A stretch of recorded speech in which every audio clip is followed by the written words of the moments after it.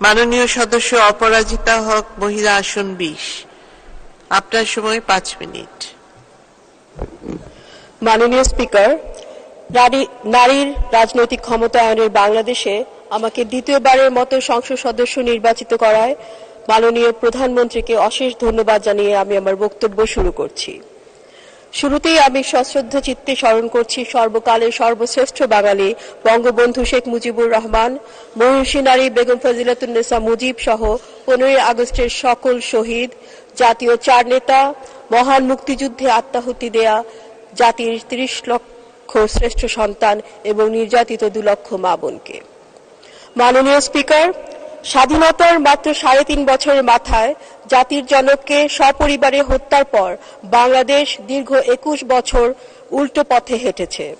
1996 সালে রাষ্ট্র ক্ষমতায় এসে জননেত্রী শেখ হাসিনা দেশকে মুক্তিযুদ্ধের চেতনায় ফিরে নেওয়ার উদ্যোগ নিলেও 2001 সালের নির্বাচনে দেশি বিদেশি ষড়যন্ত্রের কাছে তা বাধাগ্রস্ত হয়।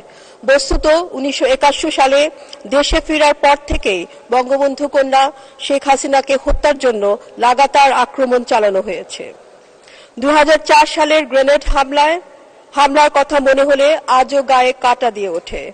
2007 সালে -2 ফর্মুলা নিয়ে মূলত শেখ হাসিনাকেই মাইনাস করার চেষ্টা হয়েছে, কিন্তু সকল ষড়যন্ত্র ব্যর্থ করে দিয়ে দেশবাসী তাদের ভাগ্য পরিবর্তনের ভার 2008 সালে তার হাতেই তুলে দেয়।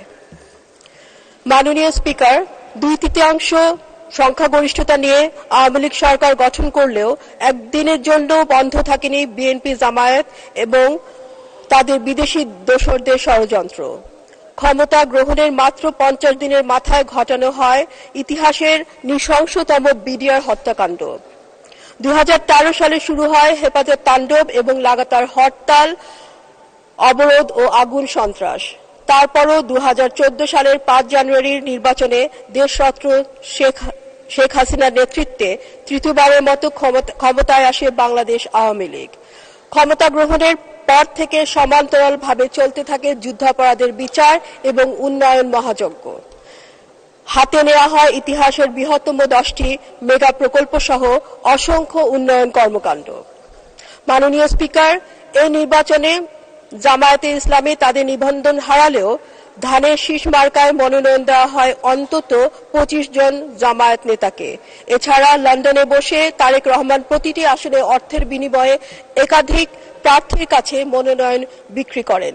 চরম দলীয় কোন্দলের মুখে নির্বাচনের মাঠ ছেড়ে দেয় বিএনপি। আবারও ক্ষমতায় আসেন জাতির জনকের রক্ত ও আদর্শের উত্তরাধিকার শেখ হাসিনা। মাননীয় স্পিকার, চতুর্থবারের মতো রাষ্ট্র ক্ষমতায় এসে দুর্বার গতিতে উন্নয়ন কর্মকাণ্ড এগিয়ে নিতে থাকেন মাননীয় প্রধানমন্ত্রী।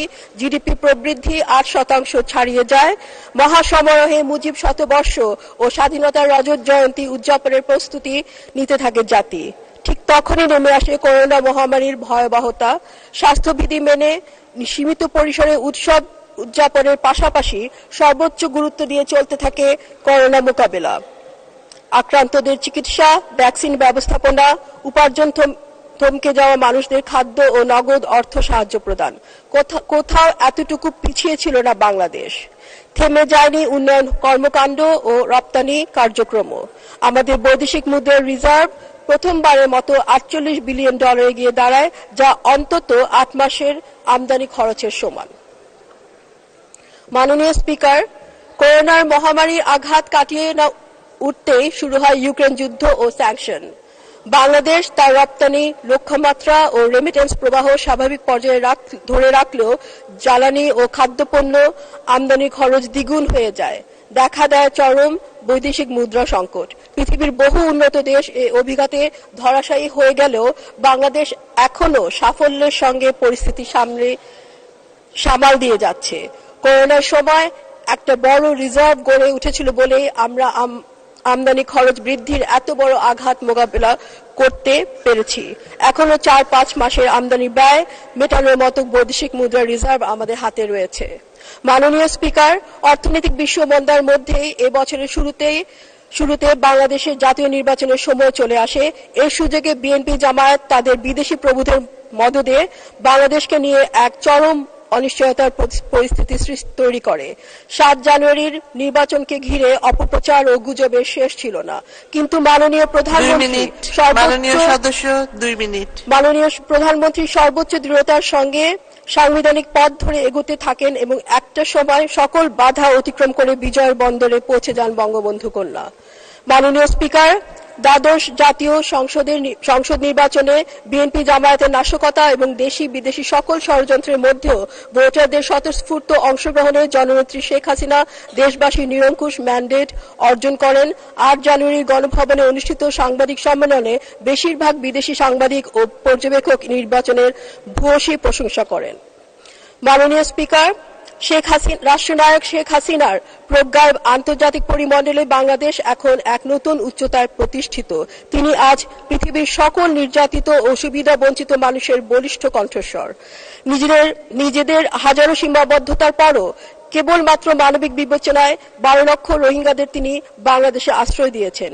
গাজায় নির্যাতিত মানুষের পক্ষে তিনি প্রথম দৃঢ় অবস্থান গ্রহণ করেছেন।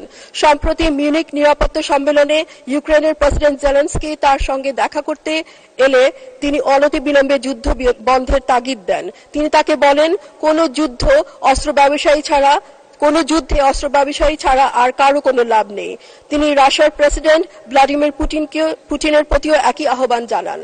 মাননীয় স্পিকার, সকল প্রতিকূলতার পরও মাননীয় প্রধানমন্ত্রীর হাত ধরে দেশ হিসেবে পরবর্তী পর্যায়ে উন্নীত হওয়ার যে দুর্লভ সুযোগ তৈরি হয়েছে তার সর্বোচ্চ সদ্ব্যবহার আমাদেরকে করতেই হবে। ভূ রাজনৈতিক গুরুত্ব, যোগ্য নেতৃত্ব, কর্মক্ষম জনগোষ্ঠী এবং বিজয়ী জাতি হিসেবে যে অন্তর্গত শক্তি আমাদের রয়েছে তা আমাদেরকে বহু দূর নিয়ে যাবে। মহান আল্লাহ তাআলা আমাদের সহায় হন। জয় বাংলা, জয় বঙ্গবন্ধু। ধন্যবাদ মাননীয় সদস্য।